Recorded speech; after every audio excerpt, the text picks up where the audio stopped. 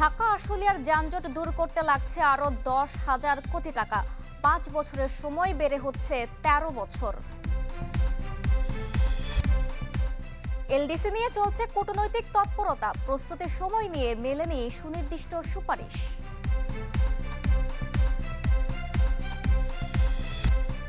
সবচেয়ে বেশি খেলাপি ঋণের বোঝা ইসলামী ব্যাংকে, কার্যক্রম চলছে এক সদস্যের বোর্ডে।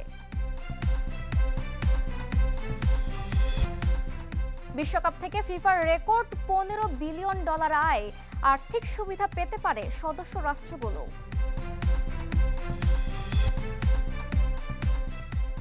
মার্কেন্টাইল ব্যাংক পিএলসি বিজনেস 24-এ স্বাগত। আপনাদের সাথে আছি আমি জান্নাতুল বুশরা। দীর্ঘ 6 মাস ঝুলে থাকার পর অবশেষে সংশোধন হচ্ছে ঢাকা আশুলিয়া এলিভেটেড এক্সপ্রেসওয়ে প্রকল্পের প্রস্তাব। 17,000 কোটি টাকার প্রকল্প গিয়ে ঠেকছে 26,581 কোটি টাকায়। জাতীয় অর্থনৈতিক পরিষদের নির্বাহী কমিটি একনেকের বৈঠকে প্রস্তাবটি তোলা হচ্ছে আগামী বুধবার। প্রকল্পে 10,950 কোটি ঋণ হিসেবে পাওয়ার কথা চীনের কাছ থেকে। সংশ্লিষ্টরা জানান, বৈদেশিক মুদ্রার বিনিময় হারের ঊর্ধ্বগতি, ভ্যাট আয়কর ও কাস্টম শুল্ক বৃদ্ধির মতো কারণে ব্যয় বাড়ে প্রকল্পের। রয়েছে সেবা খাতের স্থাপনা, হস্তান্তর ও ভূমি অধিগ্রহণ জটিলতাও। 2017 সালে শুরু হওয়া প্রকল্পের কাজ শেষ হওয়ার কথা 5 বছরের মধ্যে। তবে 2 দফায় সময় বাড়ানোর পর এবার সময় নির্ধারণ করা হচ্ছে 2030 সালের জুন পর্যন্ত। এখন পর্যন্ত কাজ শেষ হয়েছে অর্ধেকের কিছু বেশি।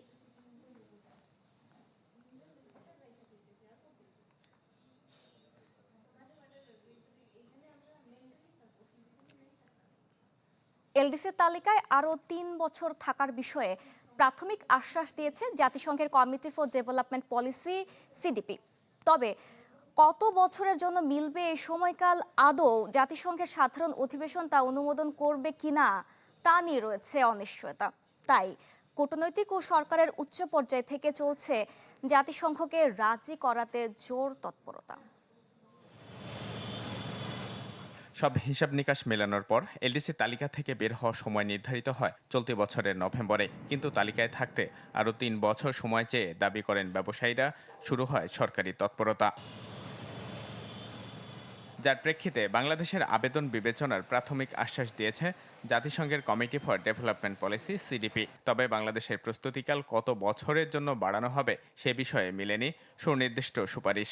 সিডিপির সুপারিশ পর্যালোচনা করে মন্তব্য প্রতিবেদন দেবে জাতিসংঘের অর্থনৈতিক ও সামাজিক পরিষদ ইকোসক, আর চূড়ান্ত সিদ্ধান্ত আসবে জাতিসংঘের সাধারণ পরিষদ থেকে। আমাদের আরও অন্যান্য যেসব প্রাতিষ্ঠানিক যেসব সক্ষমতা বৃদ্ধির দরকার হবে, যাতে করে আমরা এটাকে স্মুথলি আমরা এটা পার করতে পারি এবং এলডিসি গ্র্যাজুয়েশনটাকে টেকসই করতে পারি, সেটার দিকে আমাদের আরও অনেক কিছুই করতে হবে।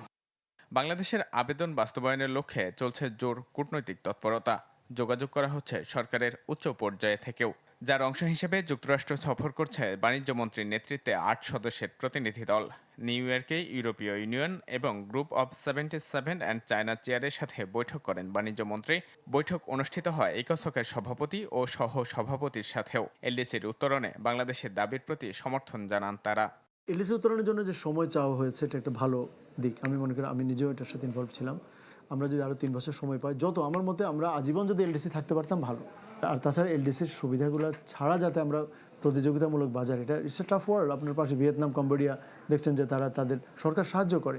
চায়নাতে সরকার নিজে পোর্টে এসে সরকার গ্যারান্টি দেয় যখন আপনি কম্পিট করেন ইন্টারন্যাশনাল টেন্ডারে। এটা আর্থিক খাত হোক, সেটা রাজস্ব খাত হোক, বিভিন্ন যেসব আমাদের প্রাতিষ্ঠানিক সক্ষমতা বৃদ্ধির যেসব ব্যাপারগুলি আছে, যেসব পাবলিক সার্ভিস ডেলিভারির সাথে সম্পর্কিত যেসব সংস্কার আছে, এগুলো তো আমাদের নিজেদের দরকার।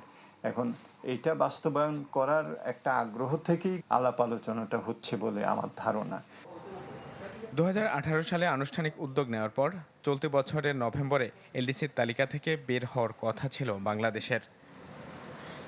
ইমদাদ হক, চ্যানেল 24, ঢাকা। এলডিসি থেকে উত্তরণের চ্যালেঞ্জ মোকাবেলায় নেওয়া হয়েছে 5 বছরের নতুন কর্মপরিকল্পনা, যা বাড়াবে দেশের বাণিজ্যিক সক্ষমতা আর উন্নয়ন করবে বিনিয়োগ পরিবেশের। রোববার বাণিজ্য মন্ত্রণালয়ের সম্মেলন কক্ষে এক কর্মশালায় এসব কথা বলেন বাণিজ্য সচিব আতাউর রহমান খান। জানান, পরিকল্পনার মধ্যে রয়েছে রপ্তানি খাতে নন ট্যারিফ বাধা দূর করা ও আন্তর্জাতিক কমপ্লায়েন্স নিশ্চিত করার পদক্ষেপ। এতে জোর দেওয়া হচ্ছে বিনিয়োগ পরিবেশ উন্নয়নে, নানা উদ্যোগ ও বাস্তবায়নে।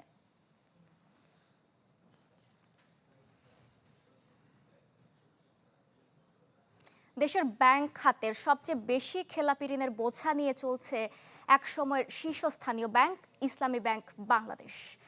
মার্চ শেষে ব্যাংকটি খেলাপি ঋণ প্রায় 1 লাখ কোটি টাকা। এমন দুর্বল আর্থিক সূচকের প্রতিষ্ঠানটি পরিচালনা করছে এক সদস্যের বোর্ড। তবে কেন্দ্রীয় ব্যাংকের আশা এই সপ্তাহের মধ্যেই ঘোষণা হতে পারে ইসলামী ব্যাংকের পূর্ণাঙ্গ বোর্ড। মাসুম মিয়ার প্রতিবেদনে দেখুন এর বিস্তারিত। একসময়ের শীর্ষস্থানীয় ইসলামী ব্যাংকেই এখন সর্বোচ্চ খেলাপি ঋণের বোঝা। এস আলম মালিকানা নেয়ার পর থেকেই গ্রুপটির স্বেচ্ছাচারিতায় দুর্বল হতে থাকে ব্যাংকের আর্থিক সূচক। অনিয়ন্ত্রিত ব্যবস্থাপনায় বাড়ে আস্থাহীনতা। সম্প্রতি নিয়ন্ত্রণের দ্বন্দ্বে তারল্য সংকটেও পড়ে প্রতিষ্ঠানটি। পরিস্থিতি সামাল দিতে কেন্দ্রীয় ব্যাংক 15,000 কোটি টাকার তারল্য সহায়তা দিলেও লাভ হয়নি তেমন, বরং এক সদস্যের পরিচালনা পর্ষদে থেকেই গেছে অস্থিরতা। একজন লোক মিলে কোনো বড় কোনো ডিসিশন বা বড় কোনো অ্যাপ্রুভাল কোনো কিছু করতে পারবে না। একজনের পক্ষে করলে এটা ডিজাস্টার হয়ে যেতে পারে। অর্থমন্ত্রী, গভর্নর দুইজনাই বলেছেন যে খুব তাড়াতাড়ি এই বোর্ডটাকে রিকনস্টিটিউট করা হবে। বাংলাদেশ ব্যাংকের তথ্য বলছে চলতি বছরের মার্চ শেষে ইসলামী ব্যাংকের খেলাপি ঋণ দাঁড়িয়েছে প্রায় 1 লাখ কোটি টাকায়। এই সময়ে প্রভিশন ঘাটতি প্রায় 72,000 কোটি টাকা। এমন বাস্তবতায় 5 সদস্যের একটি পূর্ণাঙ্গ পরিচালনা পর্ষদ গঠনে কাজ করছে কেন্দ্রীয় ব্যাংক। এরই মধ্যে চূড়ান্ত হয়েছে 3 সদস্যের নাম, এখনও বাকি চেয়ারম্যান সহ বাকি 2 জন। নিয়ন্ত্রক সংস্থা বলছে চলতি সপ্তাহেই নতুন পরিচালনা পর্ষদ পেতে পারে ইসলামী ব্যাংক। বাংলাদেশ ব্যাংক এমন কেউকে দিয়ে বোর্ড পরিচালনা বা গঠন করতে চায় না, যা নিয়ে সেক্টরের কোনো জায়গা থেকে, রাষ্ট্রের কোনো কর্নার থেকে কোনো প্রকার আপত্তি ওজোর উঠুক। এই কারণে একটু ভেবে চিন্তে বোর্ডটা করতে যাচ্ছে। এখনও আপনাদের কাছে দৃশ্যমান হয়নি, কিন্তু কাজ ভিতরে চলছে। কেন্দ্রীয় ব্যাংকের প্রত্যাশা, নতুন পরিচালনা পর্ষদের ওপর ভর করেই ঘুরে দাঁড়াবে ইসলামী ব্যাংক, কাটবে দীর্ঘদিনের অনিশ্চয়তা। মাসুম মিয়া, চ্যানেল 24, ঢাকা। বিশ্বকাপ থেকে রেকর্ড $15 বিলিয়ন আয় করতে যাচ্ছে ফিফা সভাপতি সদস্য দেশগুলোর ফুটবল অ্যাসোসিয়েশনকে এই আয়ের তথ্য জানান। অতিরিক্ত আয়ের সুবিধা সদস্য দেশগুলোর ফুটবল অ্যাসোসিয়েশনও পেতে পারে। দ্য বিউটিফুল গেম ফুটবল, মহাদেশীয় লড়াইয়ের শ্রেষ্ঠত্বের লড়াই শেষে শিরোপার আনন্দে মাতে গ্রহের সেরা দল। আর টুর্নামেন্ট শেষে কারি কারি ডলারে ফুলে ফেপে ওঠে বিশ্ব ফুটবলের নিয়ন্ত্রক সংস্থা ফিফার ব্যাংক অ্যাকাউন্ট। 23তম আসর শেষ হতে না হতেই নতুন রেকর্ড গড়তে যাচ্ছে সংস্থাটি। এবার $15 বিলিয়ন আয়ের ঘোষণা দিতে যাচ্ছে সংস্থাটি, যা তাদের নির্ধারিত লক্ষ্যমাত্রার চেয়েও অনেক বেশি। ফিফার প্রাথমিক লক্ষ্য ছিল $11 বিলিয়ন, তবে শেষ পর্যন্ত সেই হিসাব ছাড়িয়ে প্রায় $4 বিলিয়ন অতিরিক্ত আয় হয়েছে। এই বাড়তি আয়ের বড় অংশ এসেছে ভিআইপি হসপিটালিটি প্যাকেজ এবং সেকেন্ডারি টিকিট বিক্রি থেকে। টিকিট পুনর্বিক্রয়ের ক্ষেত্রে ক্রেতা ও বিক্রেতা উভয় পক্ষের কাছ থেকেই 15% করে কমিশন নিয়েছে ফিফা। এই আর্থিক সাফল্য ফিফা বস জিয়ানি ইনফান্তিনোর অবস্থান আরও শক্তিশালী করবে বলে মনে করা হচ্ছে। বিশ্বকাপের শুরুতে বিভিন্ন বিতর্কের মুখে পড়লেও আগামী বছরের মার্চে হতে যাওয়া সভাপতি নির্বাচনে ইনফান্তিনো এরই মধ্যে 2 সদস্য দেশের সমর্থনের প্রতিশ্রুতি পেয়েছেন। এদিকে এই সফল আয়োজনের পর 2038 সালের বিশ্বকাপ আবারও আয়োজন করতে আগ্রহ প্রকাশ করেছে যুক্তরাষ্ট্র। একই সঙ্গে 2029 সালের ক্লাব বিশ্বকাপ আয়োজন নিয়েও ফিফার সঙ্গে আলোচনা চলছে দেশটির। বিশ্বকাপের এই রেকর্ড আয় ভবিষ্যতে ফিফার আর্থিক সক্ষমতা যেমন বাড়াবে, তেমনি সদস্য দেশগুলোর জন্য সৃষ্টি করবে নতুন সুযোগ। রাখি জেসমিন, চ্যানেল 24। বানের পানিতে সব হারিয়ে কক্সবাজারের 10 উপজেলার 43,000 কৃষকের ঘরে এখন হাহাকার। কৃষি বিভাগ বলছে বন্যা সহিষ্ণু জাতের ধান, আগাম সবজি আর মরিচ চাষ করা গেলে কিছুটা হলেও ক্ষতি কাটিয়ে ওঠা সম্ভব। এটি আমনের বীজতলা। সাম্প্রতিক বন্যায় পুরোপুরি নষ্ট হয়ে গেছে। এই চারাগুলো আর রোপণ করা যাবে না। কৃষকরা যেটি বলছেন, তাদের নতুন করে বীজতলা তৈরি করতে হবে, সেখানে চারা হওয়ার পরে রোপণ করা যাবে। এক্ষেত্রে কৃষি বিভাগ যেটি পরামর্শ দিচ্ছে, যেহেতু দুর্যোগ সহনীয় এবং বন্যার পানিতে 10 থেকে 12 দিন ডুবে থাকলেও কিছু জাত রয়েছে যেগুলো সহজে নষ্ট হয় না। শুধু বীজতলাই নয়, সব ধরনের ফসল নষ্ট হয়ে যাওয়ায় বিপাকে পড়েছেন কক্সবাজারের কৃষকেরা। যেমন চকরিয়ার সবচেয়ে বড় সবজি চাষি আমানত শফি 7 একরের তরতাজা ফসল হারিয়ে দিশেহারা। চিন্তা করছেন ক্ষতি পোষাতে স্বল্প মেয়াদী আগাম সবজি চাষ করার। একইভাবে খামারের চারপাশে লাগানো গাছে ঝুলছে শত শত পেঁপে, কিন্তু গাছগুলো সব মরে যাচ্ছে মোহাম্মদ কালুর।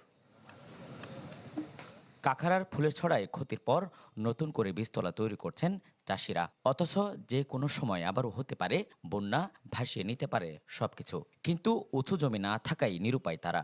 বলছেন ঘুরে দাঁড়াতে চান সরকারের সহযোগিতা।